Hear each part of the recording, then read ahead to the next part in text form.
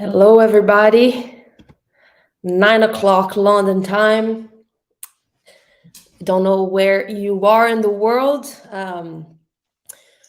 Until everybody is in, let's use the chat function because I want to know where you're from and yeah, what city are you in and what time it is for you right now. It's always funny because a lot of the times you have people from all over the world, 2 a.m., 3 a.m., still watching this on their time zone. So until we get, we're starting in 2 minutes. Just get your where you're coming from in the comments. Florida, 4 p.m., end of the day for Florida. I miss Orlando. I lived in Orlando the past 2 years before I came to England. Spain, but Turkish, amazing. Loughborough. Oh, I've been to Loughborough last month. Was it last month? Yes. I was doing the Speedworks workshop there. Very cool university. Australia, 5:30 a.m. Hi, Josh. Great to have everybody here. Amazing. Manchester. Montenegro. Wow. Munich. That's amazing. Cali, Colombia, but in South Carolina. That's so cool. So we have people from all over the world here. That's the most special thing about those lives is you get to see and talk to people from literally all over the world. It's so cool.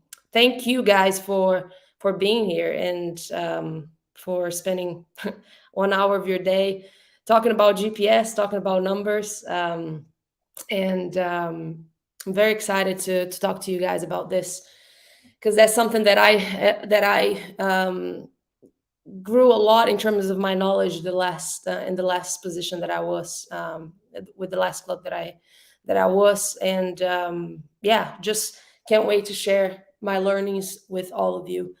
And we'll start now. Whoever is coming will come, and we'll get the party started. So GPS report. So first of all, if you don't know me, if you just started following me and my work, my name is Evie. I'm actually originally from Brazil, but I've been all over the world since 2010. I play football myself, play professional, play collegiate soccer in America, and then did a kind of trip around the world, spent a lot of time in the US, and then now I'm here in England. I currently I'm a high performance consultant. I work for FIFA and UEFA as a technical expert. I also work with Under Armour as part of their Human Performance Council. And I've been through different clubs. I was actually started in collegiate at Bowling Green State University in Ohio. And then I was a director of sports performance for Redline Athletics. I was part of youth athletic training facility, started something from the ground up, and then made my way to US youth national teams. I was a network sports scientist for them for about 2 years. Went to Orlando, worked as a lead strength coach with Orlando Pride of the NWSL, the women's team there. And then I moved to England a year and a half ago.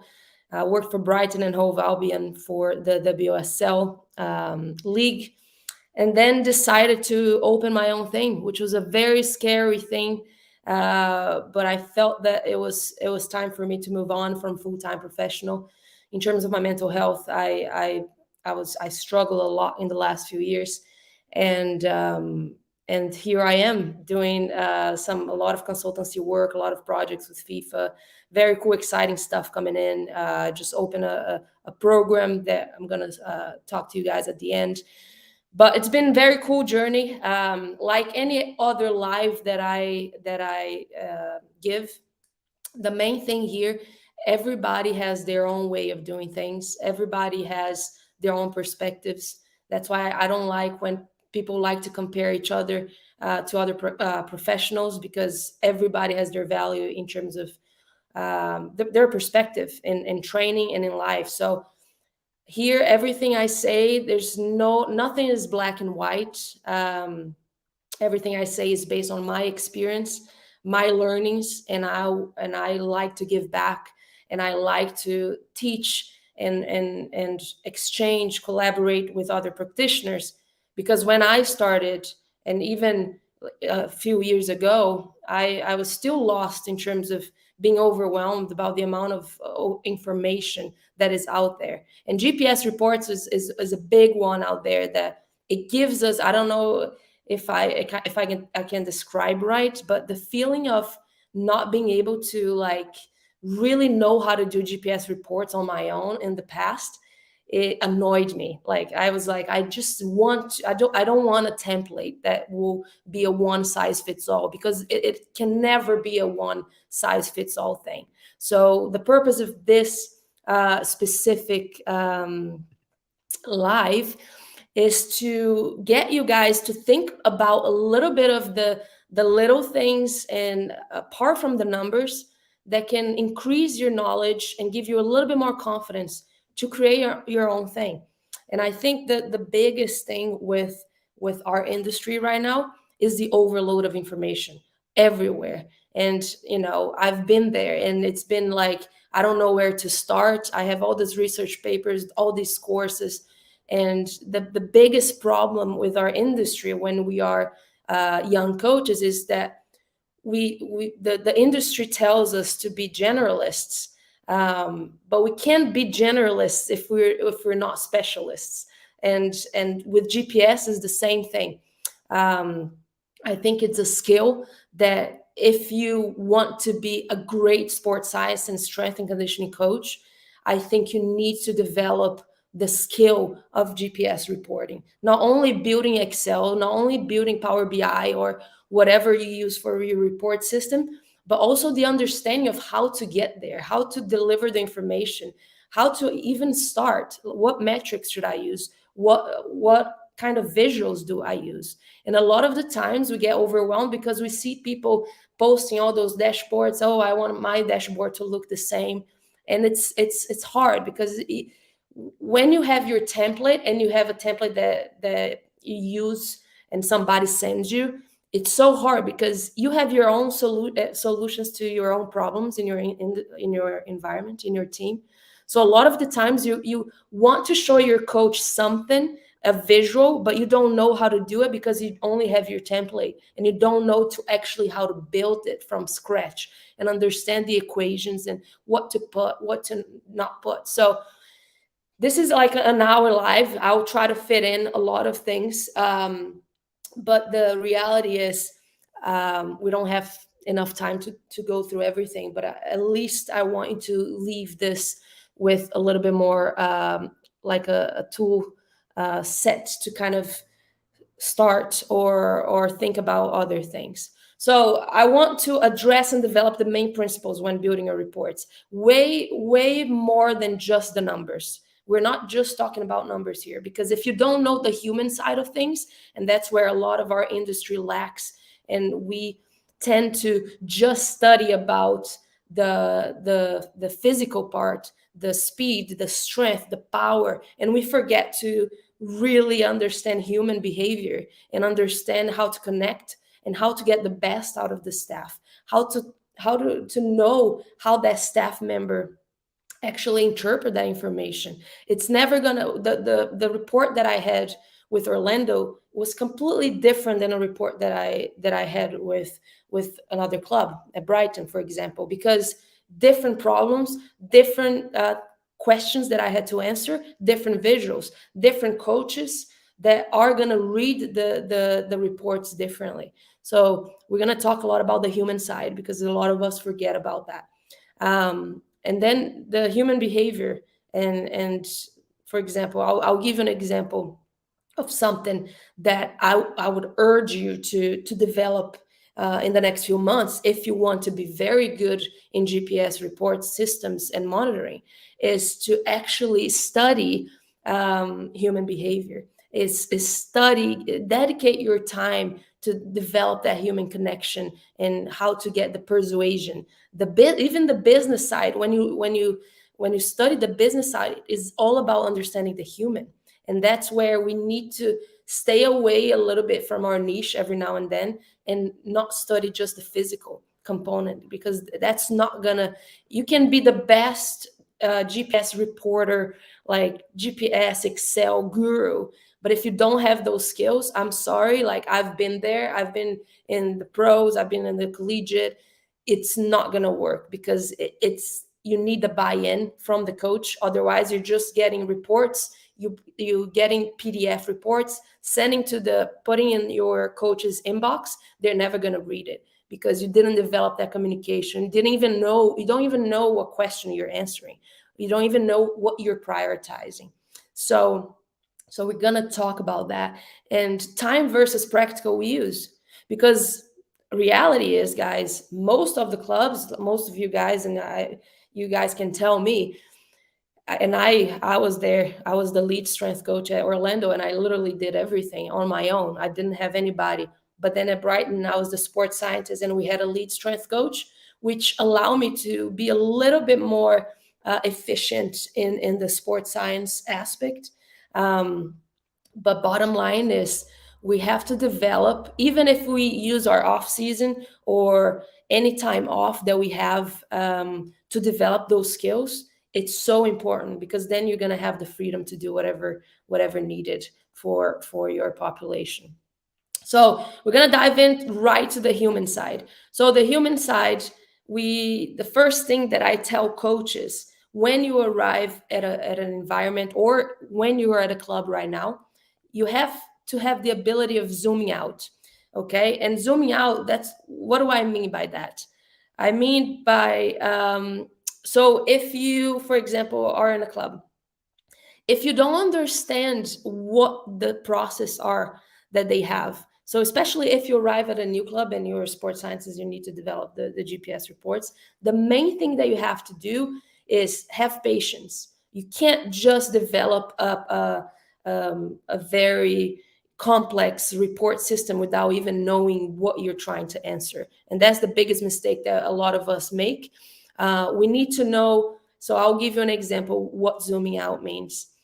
So you watch training and you watch what is lacking or what is needed to improve in that training environment. So let's talk about drill volume and intensity.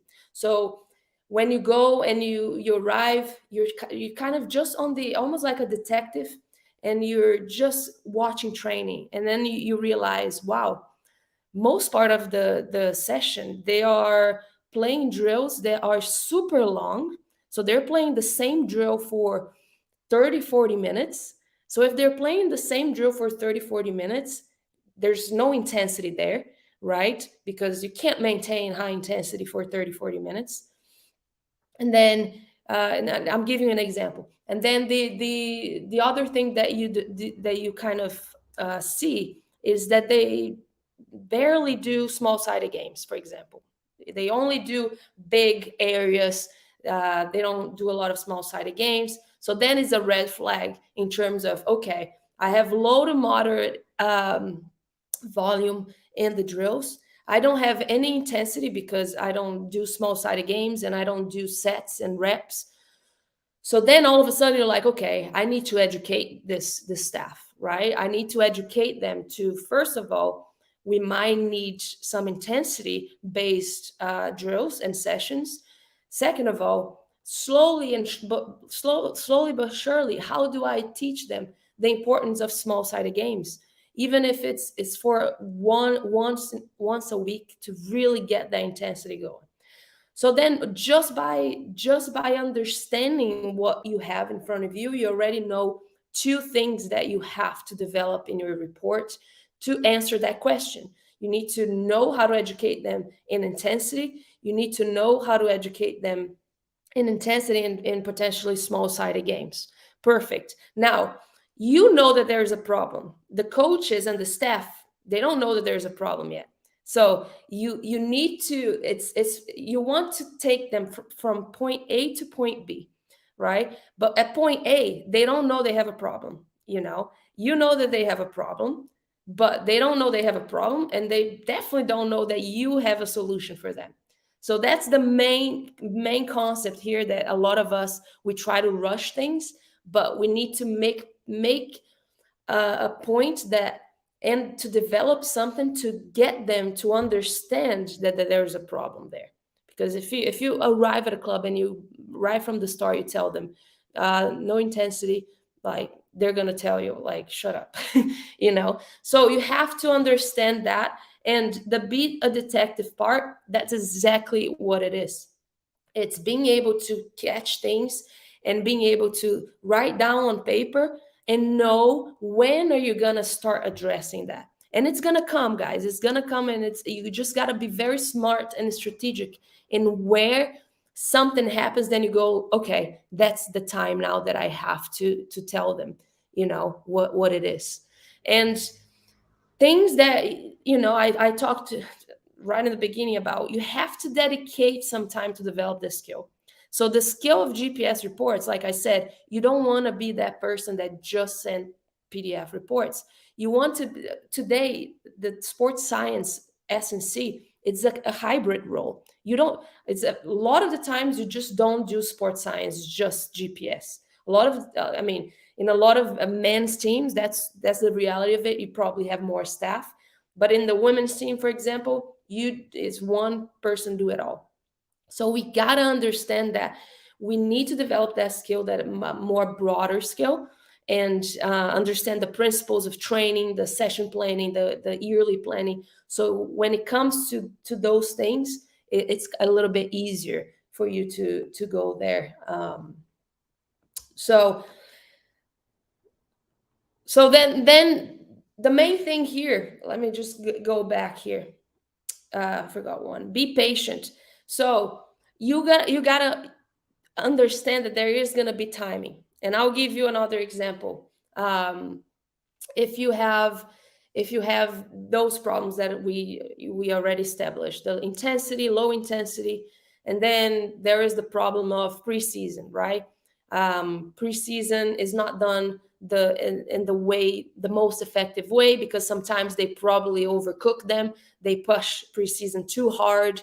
And then you see that already, because you're observing, you're not making a lot of changes, you're just observing and say, okay, I have this intensity, I have preseason, we're overcooking them. So we need something, a report that tells us that we need to progressively overload them, instead of having a graph like up and down and up and down. And I'm going to show you the reports, examples of reports at the end, where you're going to understand a little bit more visually what I'm talking about.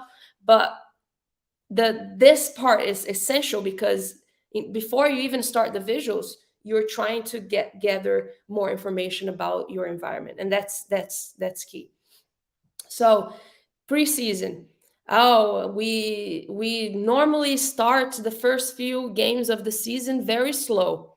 We lose games, we have a lot of injuries in preseason. Okay, red flag. Preseason, a lot of injuries, they start the season not too well. In the second half of the season, they might get better, but then in the first half, then it's like, okay, a lot of injuries in preseason, and then they start the season quite slow. There might be a something about overcooking them very very early in the season. So how do you, as a sports scientist, get the data from the years before you arrive, or even if you're already there and you're seeing some trends, get that data and start um, analyzing weekly trends and monthly trends. So I'll show you the reports at the end. But if you go week 1, week 2, week 3, week 4 in preseason, for example, you don't want to go from a 15K a week total distance to like a 40K in the second week, and then go back on the third week and is like 15K again. So it has to have a plan in place, and this is where session planning and annual planning comes into place. And that's why this GPS reports live is just a piece of the puzzle. The puzzle is huge, there's so many different pieces. But now you have an idea of things that you might start using in your GPS reports. You need to be able to build a weekly report for preseason, so you see the gradual overload, and you need to be able to get intensity metrics. What are the intensity metrics? We're going to talk about that. What are the volume metrics that are important? There is a point in time that total distance in terms of volume might not be the priority. Then the intensity, for example, in season, I'm more worried about the intensity and the sprints exposure, the change of direction exposure, and all that, rather than just like a total distance, unless you're going from a return to play process, and that's different. So delivering an effective message, again, what information do we actually are trying to communicate? So we need to know the source, right? So what is relevant to our audience, which is our coaches. So for example, for our case that we just described, the actual thing that we're trying to communicate is intensity, is gradual overload, and we need to make them aware that they might be overcooking them in injuries. And even in games, for games, because they start the season quite bad, what is the weekly load looking like? Are they overcooking them to the point that they're not going fresh for games? Because a lot of the times, if we talk about match day -2, so if you have a game on Sunday and you have training on Friday, what happens in professional sports and in any team most of the time, coaches go way too much in terms of total distance and intensity on match day -2, because they want to play 11v11 to get the technical points for the game. So on a Friday, for example, they overcook them, and then by match day -2, you're not even giving them 72 hours to recover for the game so they can be fresh. So what are the principles of the game and the weekly load that we, and those things, like I said, it's all part of your investigation when you come to the club. What are the weekly loads? Where is something not going right there? Oh, the Friday they might be overcooking, because come Sunday the players are completely tired. How is match day -1 look like? I'll tell you a very very good story from my experiences in the past, where I used GPS reports to actually start a conversation that changed the culture of the place in terms of training load monitoring, because we kept having the match day -2 and match day -1 quite heavy. So match day -1 was like 11v11 for about 15, sometimes even 30 minutes, match day -1. And as sports scientists, like I said, we need to be patient. We can't just tell the coach, you can't do 30 minutes before a game. Like, you just have to know the timing. And that timing, sometimes you just got to use your GPS report to have a dashboard ready to use when the timing comes, and you can tell the coach about that. So I'll give you an example. So we had this match day -1. We kept playing 11v11, right? Very big total distance before a game. There's one time that our Saturday was about the average of total distance for a starter that actually started. They used to plays 90 minutes for games on Sunday. On Saturday, actually got even half the total distance that they normally get in a game, or even more than half. So normally they would get 11K. They actually got 7K on a 11v11 on Saturday, match day -1. So then as sports science, we're like, oh my God, we can't do that, right? We get super impatient. We get, what are the coaches are doing? But be patient and say, okay, in the meantime, while all this thing is happening, you're doing your GPS reports, visuals.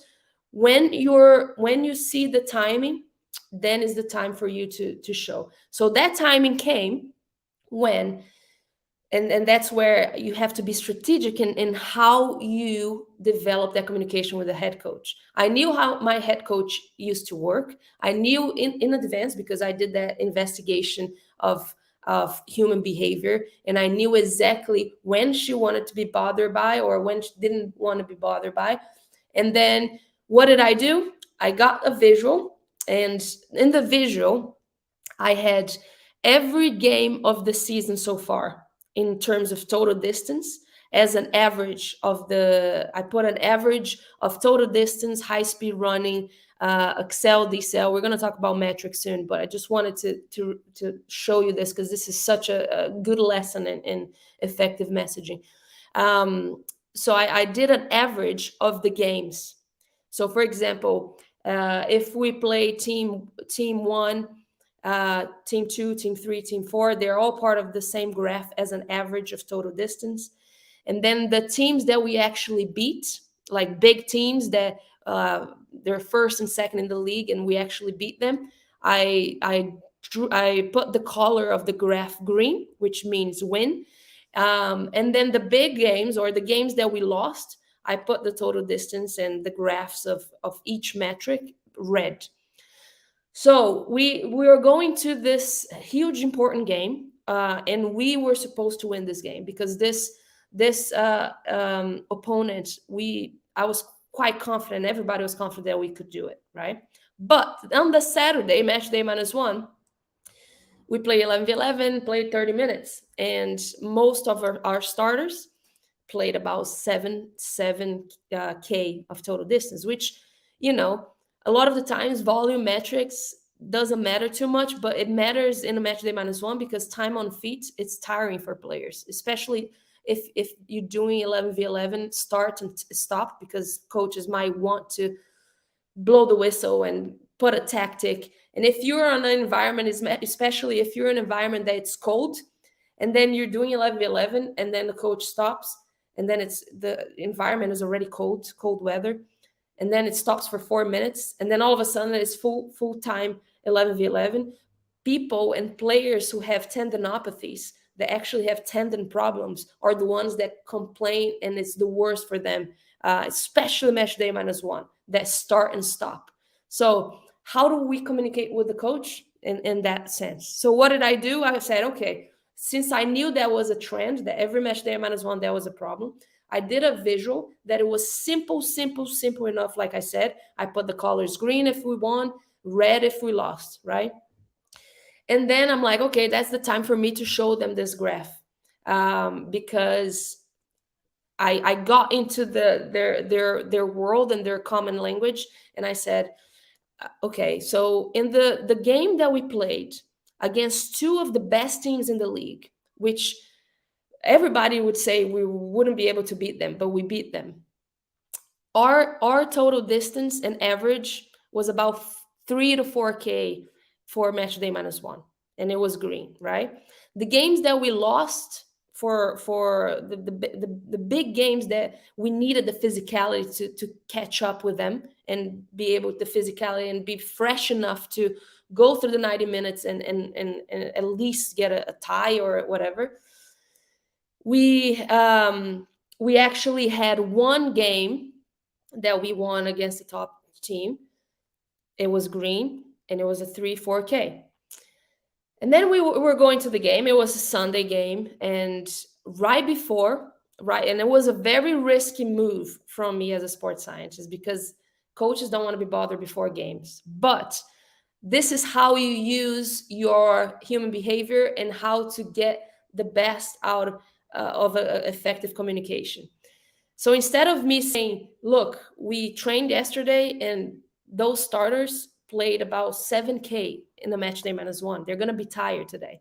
Instead of just going and saying they did something wrong, I came in and I said, right before, this is like 2 hours before a game, I got my computer, just a visual, just a simple visual where there's not a lot of numbers, but it's very easy to see that the commonality when we win games, a very important games that is very physical, we normally are fresh for them, which means match day -1 normally 3-4k top, no more than that. So I show my coach and I said, look, I'm not showing you this to say we did anything wrong yesterday. I'm not saying that. I'm just giving you a heads up so you can plan ahead because three of our starters that are starting in this important game today, they had an average of 7 to 8K because of training yesterday. So I'm just letting you know that maybe you and the coach and the assistant coach might be able to get a plan B in place, so you can sub them in the second half, because I think they're going to be quite tired by when second half comes. And so I thought they were gonna kill me. They're like, "Shut the fuck up! It's game day. Like, sorry for the language. It's game day. Don't come to me." The opposite. They said, they look at it and they're like, "Oh my god!" And that was the power of a good visual, a good simple visual that I just used in the right time. And I waited. I waited to see the trend, and I waited for the right timing. And at the same, so why is this important? Because in the back of their head during that game, if we would lose that game, they would already have something in the back of their mind say, shit, I think we overcooked them. We pretty much, didn't create the best chance for them to succeed. And physicality and total distance is not the only thing that's important. And I'm not saying that they're going to lose the game because they won, they ran 7K. No, but our job as sports scientists is to get those little things and kind of put the pieces together, so we give them, the team and the coaches, the best chance to succeed. We're facilitators there. We don't dictate if they're going to win, if they lose because our team is fit or it didn't run or ran. We're just helping the little things that are going to get them to succeed when game time comes. So what happens? We go to the game, a game that was easy for us to win, and we lose. We lose by a lot, actually, more than 3 goals. So what happens in the back of that head coach or the assistant coach mind? Because I said that little thing, we are overcooking them. And then after that, they never did that again. They never had a match day -1 more than 4K, because it was in the back of their mind. So that's how you use your ability to communicate, to use your visuals. But if you didn't build that investigation beforehand, if you didn't know how the coach reacts, if you didn't know how the coach reads information, because for my graph was very simple: green, red colors.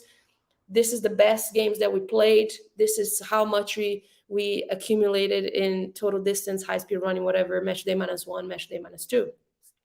Not only match day -1 stopped having 11v11s, we actually were able to change our schedule in the next season to have match day -2 off, instead of having, so normally we would go game Sunday, and then we will go active recovery Monday, Tuesday off, Wednesday high intensity day, Thursday off, Friday train, Saturday train, Sunday game.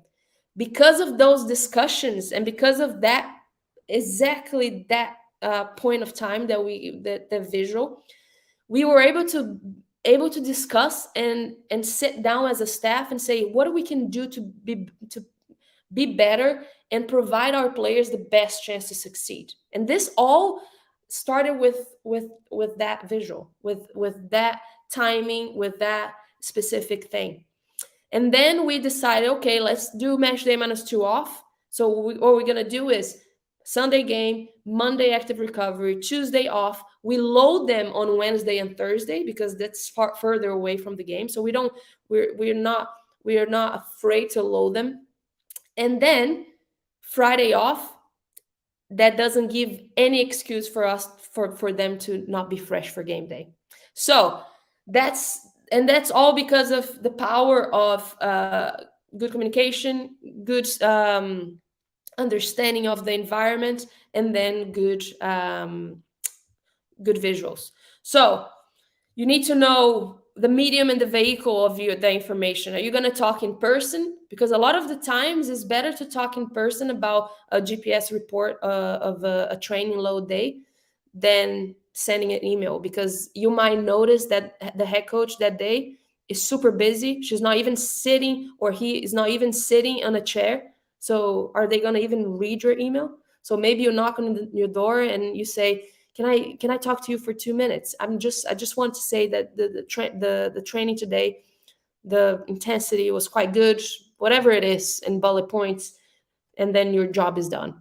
So you don't have to send PDF reports every day. You don't have to send reports every day through email. You can have a conversation. Sometimes you're going to have a conversation, especially if you're going for away trips and everything is a little chaotic. Then you choose in person, right? So you need to know how you're going to do that. Is it going to be visual? Is it going to be spoken?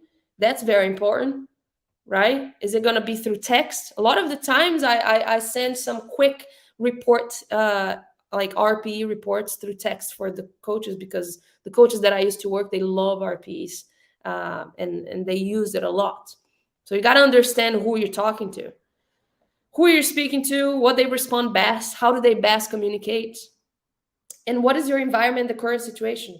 What are you having consistency in sending those reports? What it is, right? So those things are important, and hopefully you understand now a little bit more of the human side and how it is important. What are the questions your staff team is trying to answer? We just talked about be attentive to common conversations and concerns. So the thing about preseason, preseason being coaches overcooking the players and having a lot of injuries, that conversation was going on in every end of the year meeting. That conversation is like, we don't understand why our preseason, we have so many injuries, why we start our, and you just listen. And that's the main thing that I say about mindfulness, that people talk about mindfulness all the time. There's nothing more than better than a situation of mindfulness than you just being a good coach and being able and attentive to conversations, understanding what's going around you, looking at training instead of looking at your iPad with your GPS data on training. Just look at training, look at people's body language. What are some of the common themes that the coach is talking with the assistant coach? I used to stay with the assistant coach and the head coach all the time, because I wanted to grasp what they're talking about. A lot of the times they would say, gosh, those players, they're not being able to decelerate well, they can't decelerate well. Okay, then I go to my notebook and I say, okay, deceleration, and then I go look at my brain where it goes. Deceleration ability, this is what the coach is saying. And then in my other notes, my initial notes, I had no small sided games exposure in training. Okay, red flag there, right? They're not doing a lot of small sided games and they don't know how to decelerate well. Well, if we're doing everything in large areas, how our players are going to be actually build the capacity to decelerate repeatedly, right? So that's where I say numbers are just numbers, because you can't just read that on a report. You can't just read that from your download of your GPS. If you're not looking what's going on around and zooming out and saying, okay, actually the trend here is they don't play small sided games. So how are we telling that they don't know how to decelerate well? Maybe don't know how to decelerate well is not an ability of deceleration, like a skill thing. Maybe it's a capacity thing. It's an energy system development. How do we do that? How do we train more? We go more small sided games. We put sets and reps, and we expose them to do very small sided games so they can do that deceleration under fatigue, so they can increase their fitness and their mechanical load for the deceleration. Boom. So this is, if we think about sports scientists as somebody with a GPS on pitch and all we do is download data, we're missing the point. We need to be able to talk to our coaches, be eyes and ears all the time, look at players, what players are struggling more. If you look at that, like what's going to say to you on a report about decelerations, that actually going to show you that they're lacking capacity. Nothing. You can see maybe their deceleration, their numbers of high intensity decelerations, the number in the reports is going to be big. But then if you don't tie the things together and you don't actually use that data to educate your coaches that they need to do more small sided games, then that data is just for data's sake, right? So we need to be able to have a notepad and be a detective and say, okay, what, and then we tie things together. And then all of a sudden it's like, okay, now everything makes sense. Now everything makes sense. So now I know exactly what question I need to answer. And that's the biggest thing.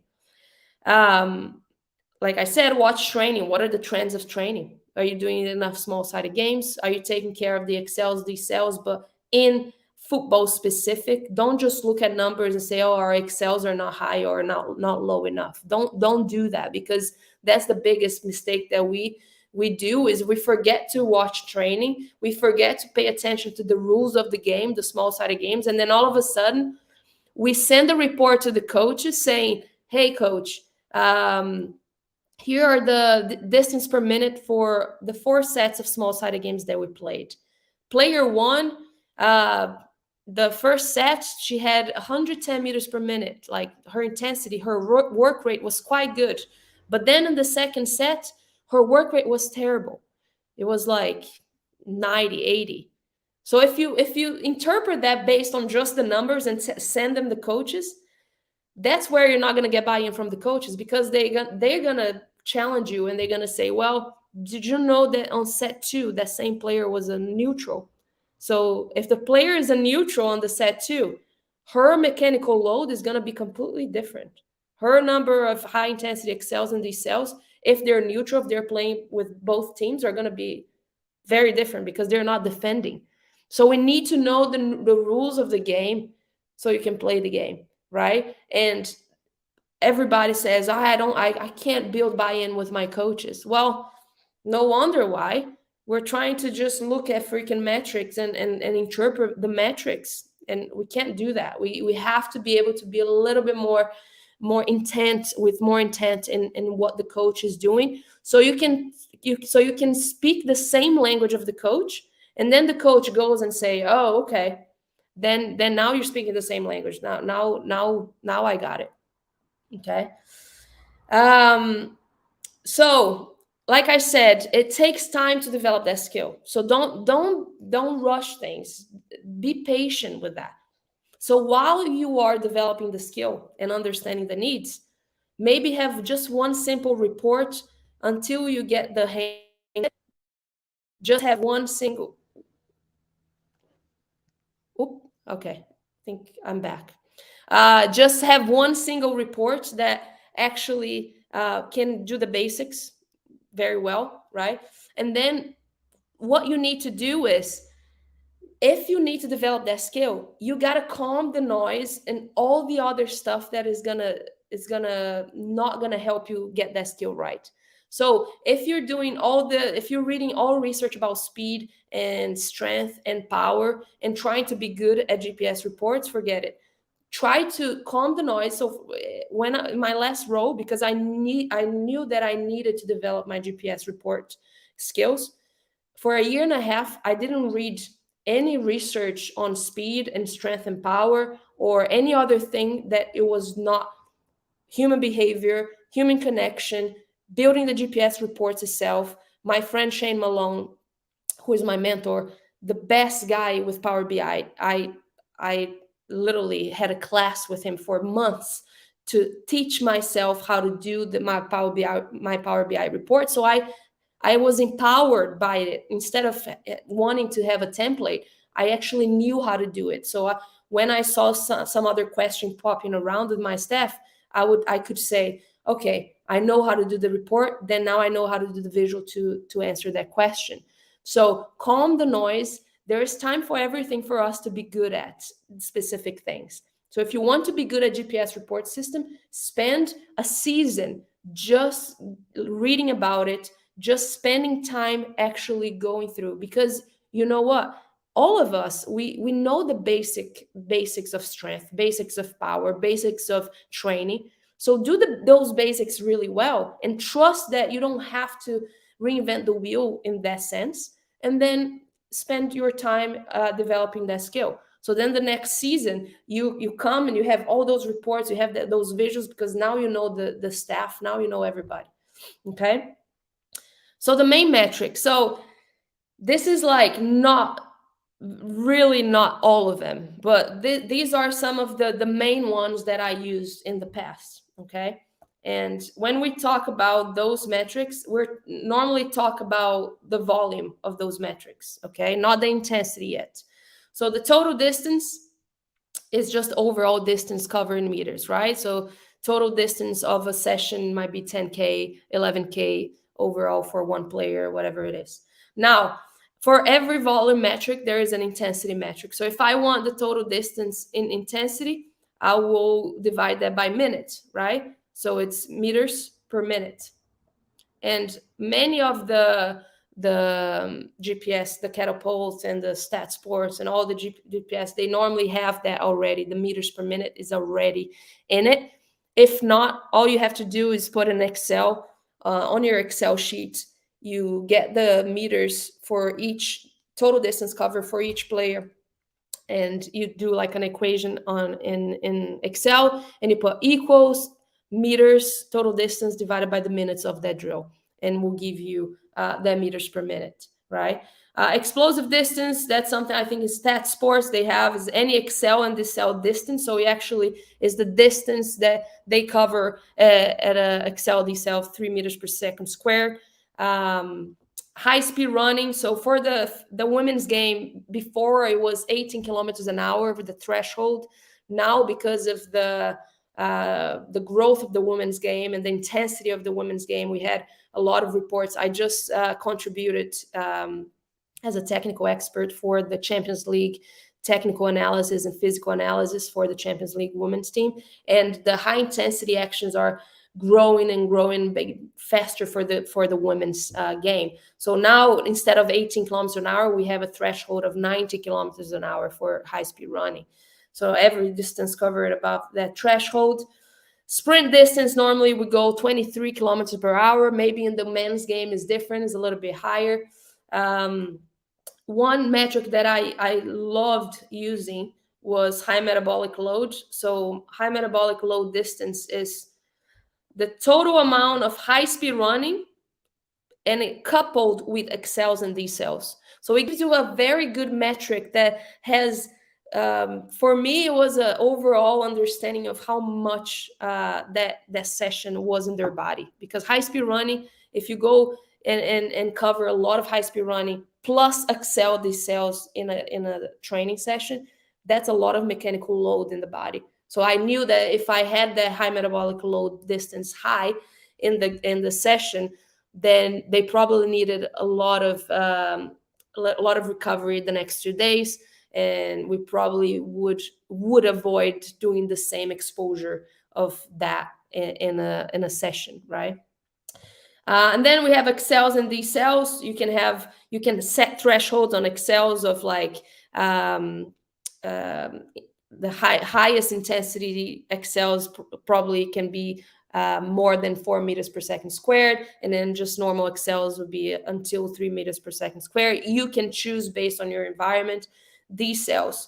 Now, the important thing about just thinking about the numbers and actually thinking outside the box, like we said, is what you see in the GPS reports. It doesn't say about anything about this, like we just talked about the capacity of doing the accels and decels, right? So they might have high intensity accelerations in a training session, but then because they're not exposed to small sided games, when they go to games, they actually tire very, very easily because they don't do small sided games. So their capacity to repeatedly do high accels and decels are not great. So that's why video analysis is very important, and not only video analysis, but also talking with the coach and understanding where they come from. What do they think that the team needs?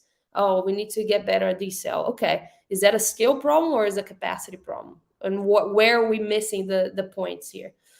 And again, all those metrics can be turned into intensity metrics if we divide it by meters per minute, right? So or per minute. So accelerations per minute, that's an intensity.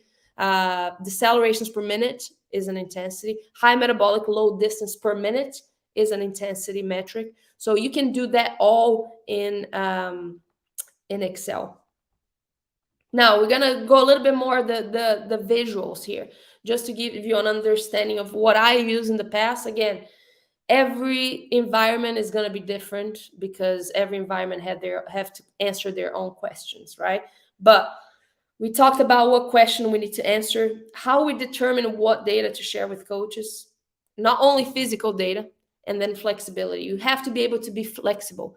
You can never, I used to be that way where I go and I say, oh, my team didn't cover enough high speed running this week. Oh my gosh, they're gonna have injuries. They're gonna injure a hamstring because they didn't get exposure to max sprint on a specific week.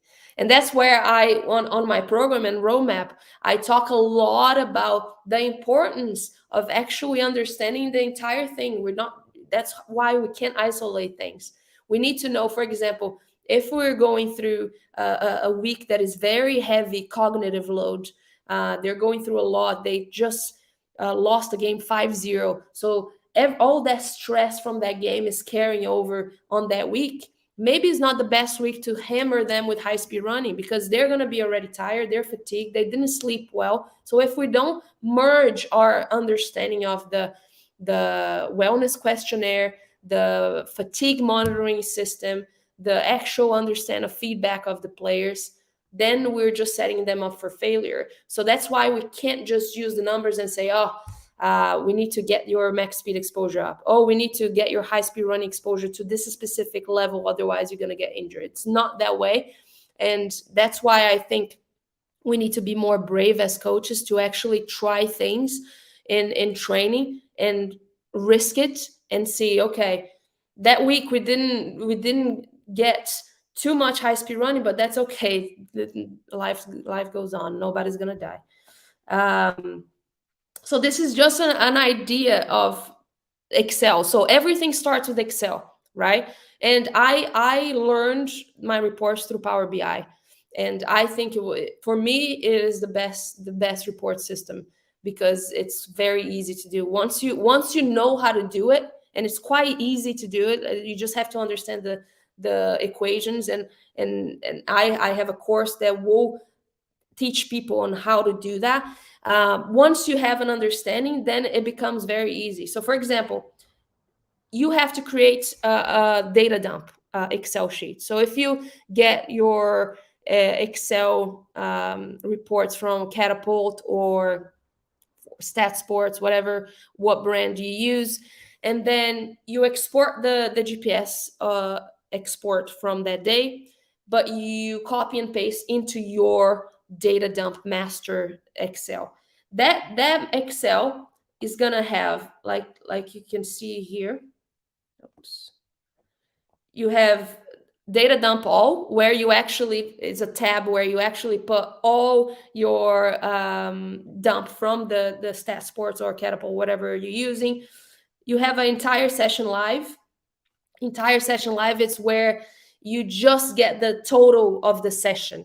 You don't put your drills into the entire session live. You just put entire session live is literally from the moment that you start the session to the end of the session as a whole. Okay. And then you have your match data. So just match. And the match data tab, you only put first half and second half. You don't put your warm up. You don't put top ups. You just put first half and second half for everybody that played. Okay. And then you have your admin. And that's the most important tab that you have, because this is my admin, right? So what happens is on Excel, in order to build a good Excel and to build a good Power BI report, you need to be able to use pivot tables. The pivot table function on Excel is the key thing for building everything that you want. Okay. So what happens with pivot table? I can't teach you guys here because that would take forever. But like I said in my course, I'll go through that. But like I said, what you do is you get your data, you get to your data dump. Oh, my computer is about to die. Let me get this. So, there you go. Let's go back here. Okay, so what happens is you get your data dump and you copy and copy every cell that is there. And again, it's hard to do it through here without actually showing you guys. But then you create a pivot table and you go to your admin. Your admin, you see that here I have all my players' names on the left, and then I put all their max speed because I want to be able to know the percentage of max speed on my Power BI. I put here the weeks. So when is the first week of my season? When is the last week of my season? And I put that in 2 weeks because that will be important for me to build daily and weekly reports so I can have week 1, week 2, week 3, week 4. So everything that you see on your Power BI report comes from that pivot table and comes from your data dump and your match data dump. Okay. And then I have it here. I have the name of the player and the position. So that's because I want to have that on my Power BI. So I literally manually go, okay, player 1 is a forward, whatever it is. And then here's the most important part. It's when you have all the players and you get an average from the match data. So here, remember the match data tab. You're going to copy everything and you create a pivot table here on your admin. And then you put the average of distance per minute, average of high speed running per minute. And this is what I use in the past, okay? Distance per minute. Why? Because I want to know the intensity of my session on my drills. So I need to get and this is all based on match because we want to work backwards from match demands, from match intensity backwards. So I get the values, the average of my players for the distance per minute, the average of my players of high speed running per minute. So Excel is going to average it out for you automatically based on your pivot table. High metabolic load distance per minute, accelerations per minute, and decelerations per minute. So why is everything here per minute? Because when I'm practicing, when I'm using reports to show loads in terms of intensity, I need to know the intensity of an average for a game. Okay, so this is where it's important to have a Excel. Okay, and then another thing that I put on my Excel is on my pivot table is actually, and I manually put this, is the match days that season, the opponent, the score, if it's home or away, if it's a win or a loss, or what kind of competition that is. Why do I do that? Because when I export that to my Power BI, I can literally pick the metrics that I want to show in my visual. So in my match report, I'm going to show you, it shows the one that I sent to the coaches or to the players is going to show exactly little, very pretty, what game was, if it was a win or if it was a loss, if it was home or if it was away. And this is how, this is just a screenshot of my data dump. So I told you the tab. So this is my data dump. So it has my season, the position, and this is all coming from the admin pivot table. Accelerations per minute. So this is automatically telling me what drill on that day had an accelerations per minute. So I can pull that out and put it on my Power BI report. And then percent of game demands. And then I want to know what is the percentage of game demands for total distance of that drill for that player. Is it, if I'm doing a high intensity day, I want that total distance meters, percentage of meters per minute from a game to be high. Okay. And this is what the match tab look like.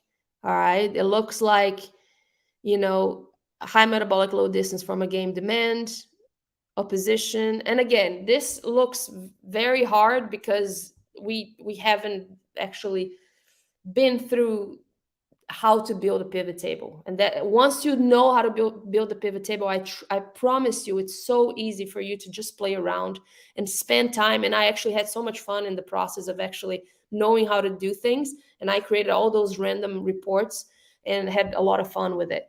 So once you have the empowerment of actually knowing how to do yourself, I promise you that's going to give you so much power to and leverage with your staff.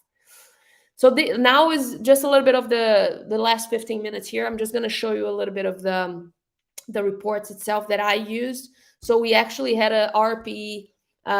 We use physical and mind RP. I worked with a very good sports psychologist in the last club that I was, and she developed this cognitive RP, 1 to 10, but all about cognitive load. And the coaches were all bought into the idea. And what we started doing it was every player had their sheets on the pitch. So about 3 folders with their names, and each player had drill 1, drill 2, drill 3. After every drill, they had 2 minutes to go, but their physical RP and their mind RP. The mind RP, maybe if the drill was very hard cognitively for that player, they would put like a 10.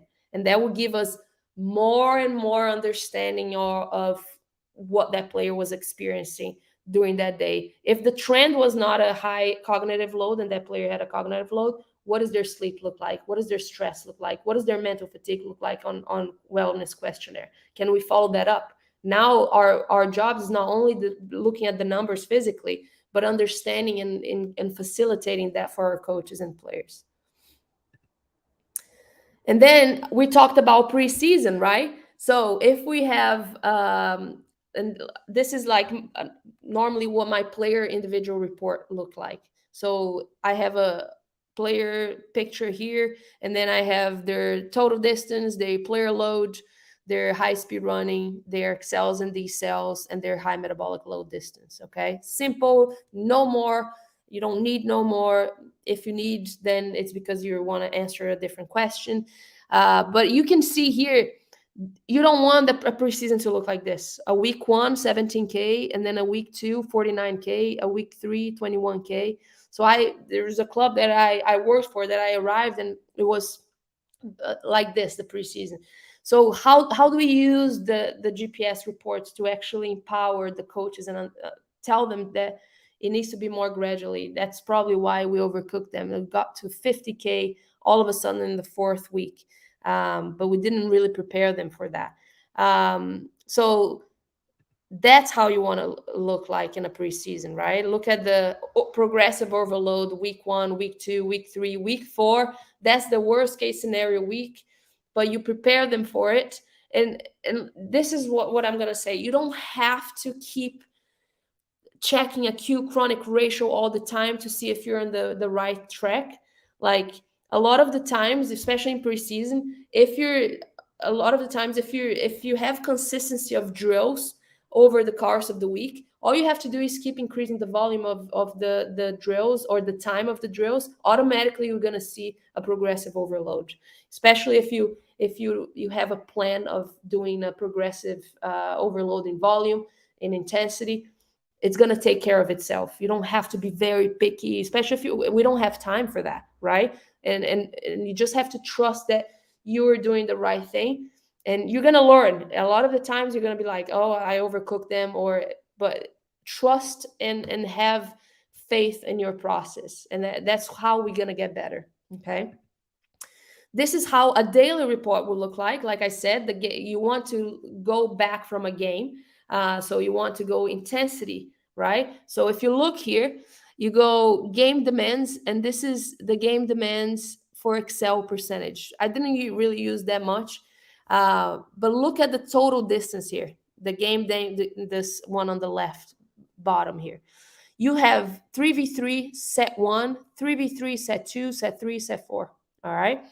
And then you see the average of the intensity of all the players that play that game. And you can use this for your report system when you're giving the report and say, okay, which set was more intense overall as a group. Oh, 86%. That was set 2. But maybe if you just look at the numbers, you're gonna see something. But if you don't know the rules, maybe the set 2 they changed the rules. So that's why you have to be attentive. And what I always have is I have a journal log on Google Doc where I put every day in the calendar what what the session was, exactly how many minutes we spent on specific drills, what are the rules of each drill, because then I have my coaching logs and reports since I 2015 when I started coaching. So I can go back in 2015 and know exactly every day of because it's Google Doc. I know everything. If I have the data in front of me, I can go back that day and know exactly what we did.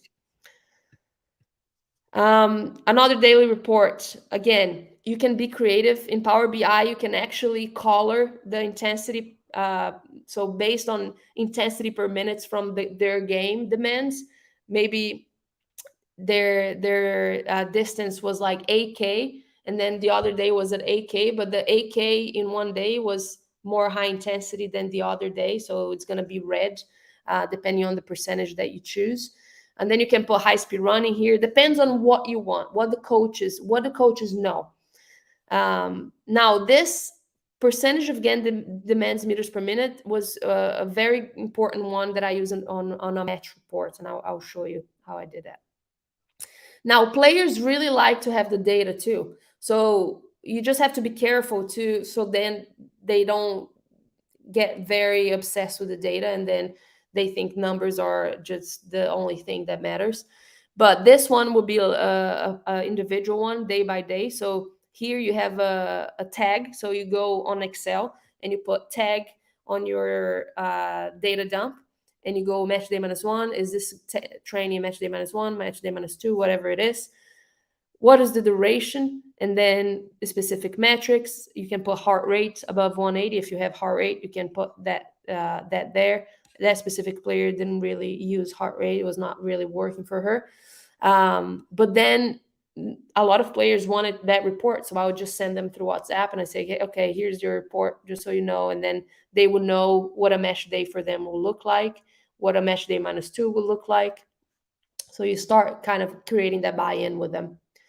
The match analysis, you see here, that's why I put the match the match information. So you have 1-0 win away Rangers National Cup. So this comes from that table that we created in our pivot table, and then it automatically comes because it tracks with the date that we put here. That's why Power BI is unbelievable. I love it because it's so easy. Once you copy and paste, it's all there, and you can just update it and it's all there. So the coaches like to have the RPE, physical in mind, for the game. So we normally have the RPE here.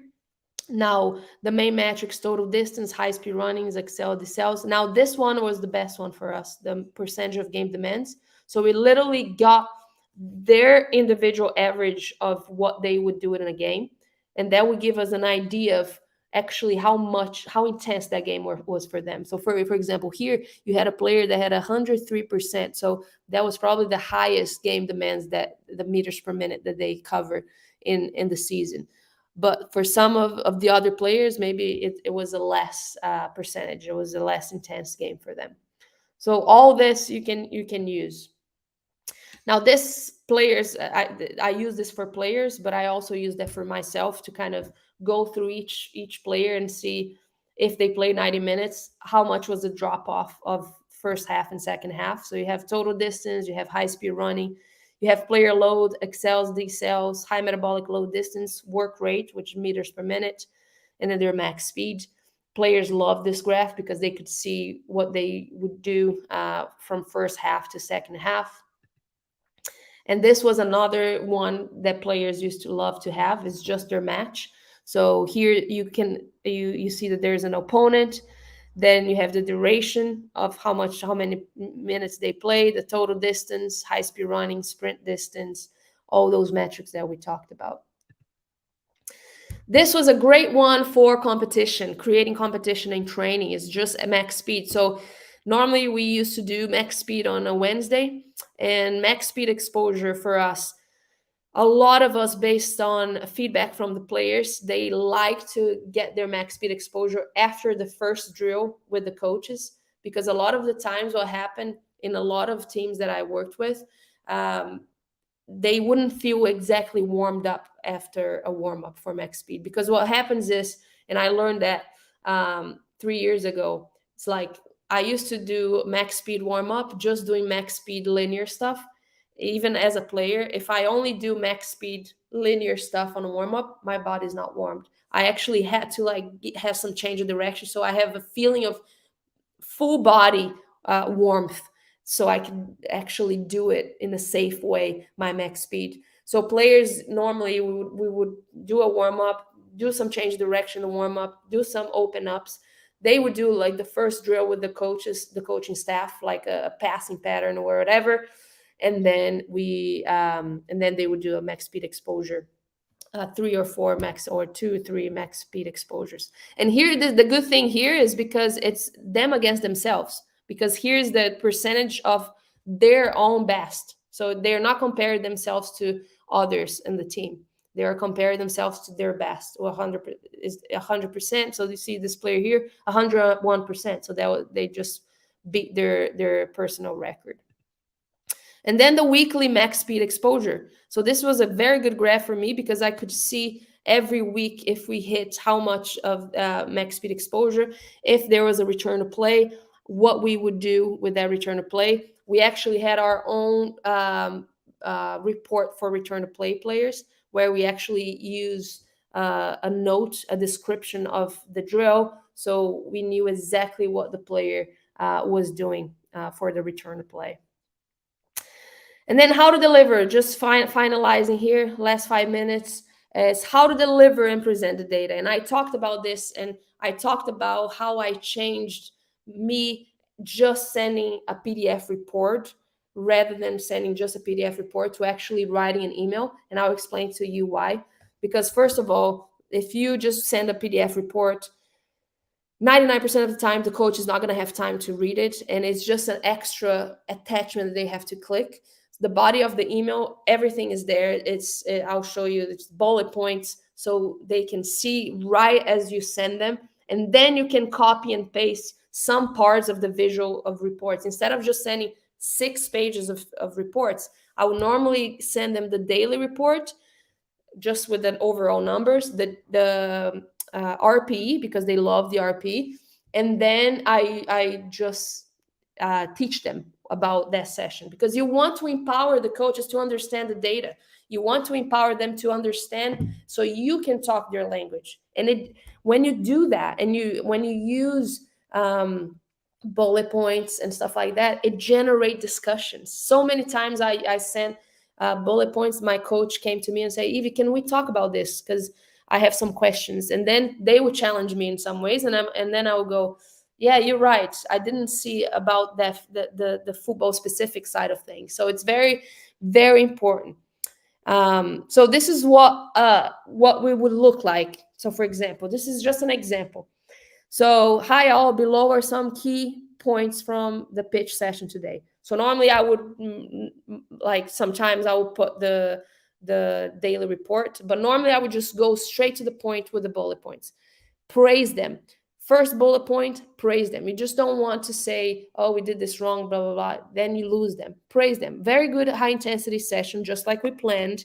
A good amount of high speed running. And I would always explain to them what high speed running was in the beginning, so they got to see the same words every day. And then it was in their system, like, okay, now I know what it is. Now I don't need to explain every time. The second bullet point, empower and educate.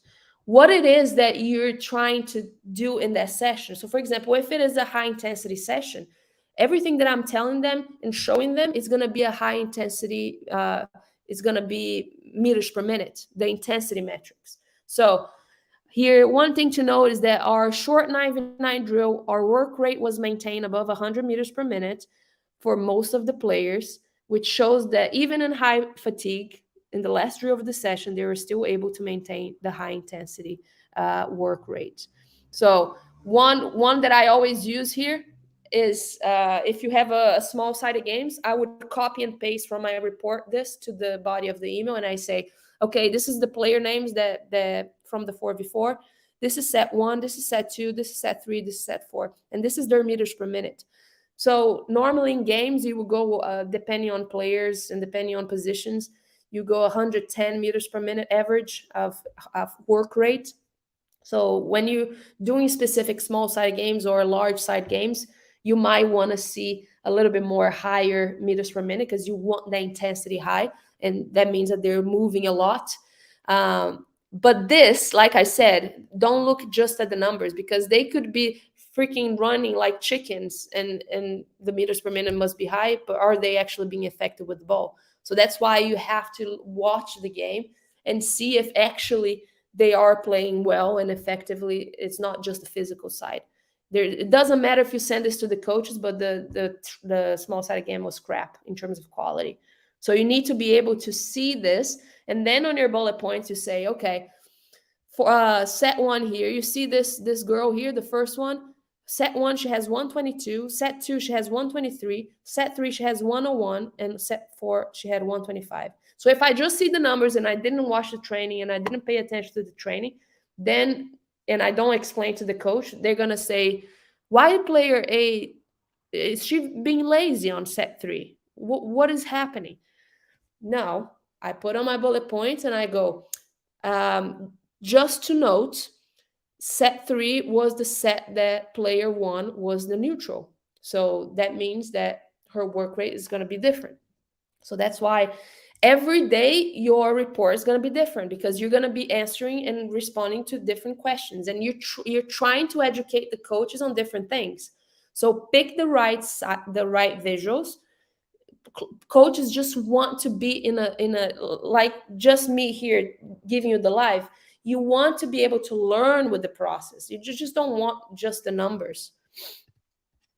And then I always add a bullet point with a human connection. And my human connection here is, please note that player X seemed a little off during warm-up. Body language was quite weird. Her physical RP was quite high. Her mental RP was very high. So maybe we should talk to the sports psychologist. Sorry, guys. Maybe you should talk to the sports psychologist or something like that. And then the last bullet point, you make a recommendation. I'm getting back from COVID, so my throat is suffering. And then the last one, you make a recommendation. And that is it. An hour and 20 minutes, done. And hopefully you guys enjoyed it. My throat is terrible. Hope you guys enjoyed it. I'm crying because I'm happy. I'm happy and emotional. But I talked to you guys about the roadmap program. So the roadmap program it's live. It's already on my website. It's a 6-month program, self-paced. Every week you have release content we have 6 modules. So we have the human side. So we go deep in the human side, how to build a connection with your coaches. The module 2 is key performance indicators, what to prioritize with your athletes and with you as coaches. Module 3, key performance principles. We talk about session planning, weekly planning, annual planning. We talk about energy system development. And then we talk about the training the female athlete, dive deep into the female health, menstrual cycle, everything that you need to know. And then module 5, monitoring system.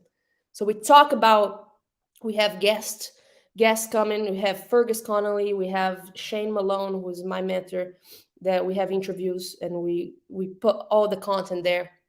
And we're going to help you build the pivot tables. And it's a weekly pre-recorded. So it's a self-paced because I know we are all busy. We don't have time to take big courses. So all the videos on the course are less than 10 minutes, and it's released every week, so there's not an overwhelming feeling when you get the course and you have all in front of you. Every week you have the chance to reflect and have case studies and understand the material. And then module 6 is the coach beyond the badge. What are you outside of the club that you work for? How to build your brand, how to build your, if you want to transition to having your own thing in the future, because I'm going through that and I'm learning a lot.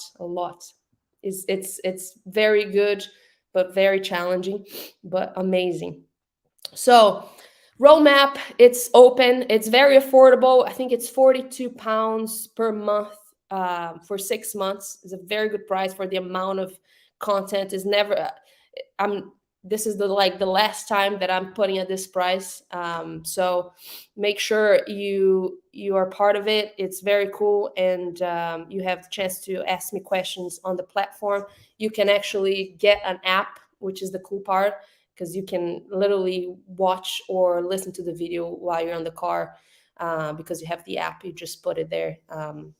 So very cool.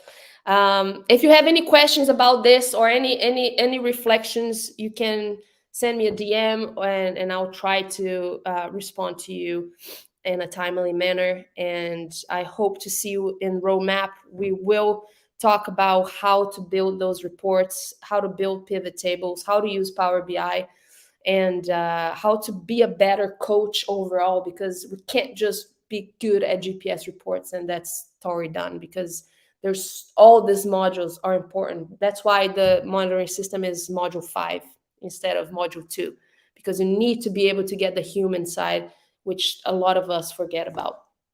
Okay, well, thanks for all of you guys that stay here until the end, to listen to me, and hopefully you learned something new, and hopefully gave you some direction.